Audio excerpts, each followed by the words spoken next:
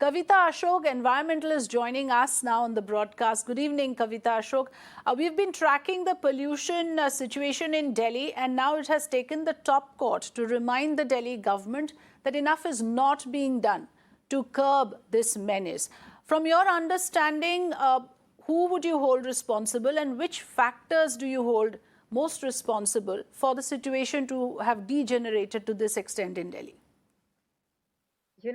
I speak on behalf of all citizens. So I think the political party which has been voted for by the people of Delhi, firstly, is responsible. So that means the state government of Delhi is firstly answerable to every citizen of Delhi. You promised us, good health, safety, clean air. Where are all those false promises gone? So first, I totally think that firstly, state government is responsible, and secondly, I think that implementation of policies. Look at the clean air program. Look at the kind of funding that has been given for working on heavy pollution. Where is all of it going? And why is the effect of such, green financing of such projects not showing up? So it's very, very, disappointing that besides all the promises, besides all the policies and funding, no improvement has been shown in Delhi air pollution for the last 5 to 7 years. Yes, absolutely. And year on year, like you mentioned, it's the same thing. But right now, we are also stuck in, what should be addressed first.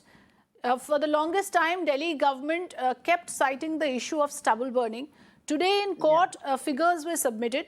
And it turns out that the centre in its affidavit says only 10% is stubble burning. The rest of the factors are listed under various categories. And the top court concludes that it is your road dust, your construction activity, your emissions from thermal plants. All of these can be addressed immediately. And of course, school closure and office goers are being asked to work from home. But these, let's be clear, are immediate and emergency measures. What solutions would you recommend, Kavita Ashok, to address this solution in the long term as well? See, the first solution is to fulfill all the promises that have been made to us. That's the first thing I would request. Second thing is that, it's rightly said, it's construction, unmonitored construction, unmonitored, polluters, so many offenders. Look at all the industrial industries. Look at all the factories which are making bricks. Look at all the thermal plants in and around Delhi. So it's not just a problem of Delhi. We also have to bring in sync Delhi and NCR. Everything is a combined, all of these are combined, and the solution will only emerge when everybody works harmoniously. So it's not, if I'm saying thermal plant, I mean, it could also be in NCR, but look at the pollutant, look at the dust. Everything is coming from Delhi, NCR in a very, very combined manner. So only people of Delhi cannot be held responsible. The neighboring states also have to join in and give us a proper, long-run, harmonious solution.